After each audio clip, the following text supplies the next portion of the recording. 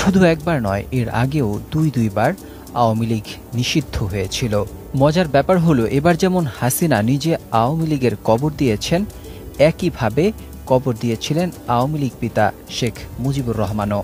ক্ষমতা পাওয়ার পর পিতা কন্যা দুজনই হয়ে ওঠেন চরম নিপীড়নকারী। তাদের সময়ে খুন, গুম, হত্যা, নির্যাতন যেন রূপকথাকেও হার মানায়।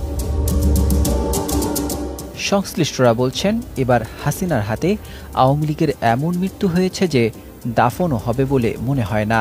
এই মুহূর্তে বাংলাদেশের সব রাজনৈতিক দল একাট্টা আওয়ামী লীগ যাতে ফিরতে না পারে। সদা সতর্ক থাকার অংশ হিসেবে ছাত্র জনতা নিয়মিত গরু মেরে ভুরি ভোজ করে উজ্জীবিত থাকার চেষ্টা করছে। এছাড়া এবার নিষেধাজ্ঞার ফলে অনলাইনেও আওয়ামী লীগ কোনো ধরনের কার্যক্রম চালাতে পারবে না। আইনজ্ঞরা বলছেন, রাজনৈতিক কার্যক্রম নিষিদ্ধ মানে হলো আওয়ামী লীগ নির্বাচনেও অংশ নিতে পারবে না। যদিও নির্বাচন কমিশন বলছে, নিষিদ্ধের প্রজ্ঞাপন জারি হলে সেটা দেখে সিদ্ধান্ত নেবে নির্বাচন কমিশন। শেকড় থেকে শিখরে। হাসিনার পিতা শেখ মুজিব দেশে এক নায়কতন্ত্র প্রতিষ্ঠা করেন। সাধারণ জনগণকে শায়েস্তা করার জন্য তিনি গঠন করেছিলেন রক্ষী বাহিনী, লাল বাহিনী, নীল বাহিনী।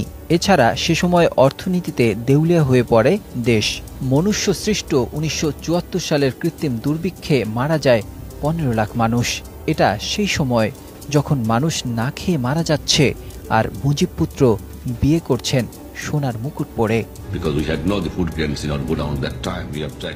মুজিবের সময় থেকেই গণতন্ত্র থেকে অনেক দূরে সরে যায় আওয়ামী লীগ।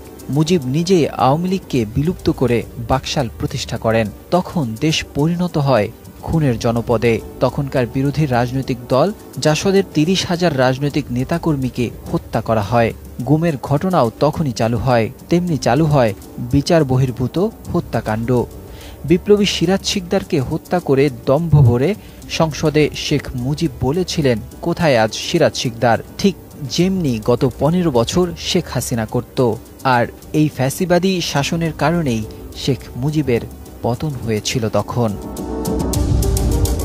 এরপর আওয়ামী লীগ দীর্ঘ ২১ বছর রাষ্ট্র ক্ষমতায় আসতে পারেনি। ১৯৯৬ সালে এবং পরে ২০০৯ থেকে ২০২৪ পর্যন্ত ক্ষমতায় প্রায় ২০ বছরেরও বেশি সময় থেকে আওয়ামী লীগ ফ্যাসিবাদকে প্রতিষ্ঠা করে গেছে। বিশেষ করে গত ১৫ বছরে শেখ হাসিনার শাসন আমলে ফ্যাসিবাদের নগ্ন অবস্থা দেখেছে দেশের মানুষ। বিডিআর ম্যাসাকারে ৫৭ জন চৌকস সেনা কর্মকর্তাকে নির্মম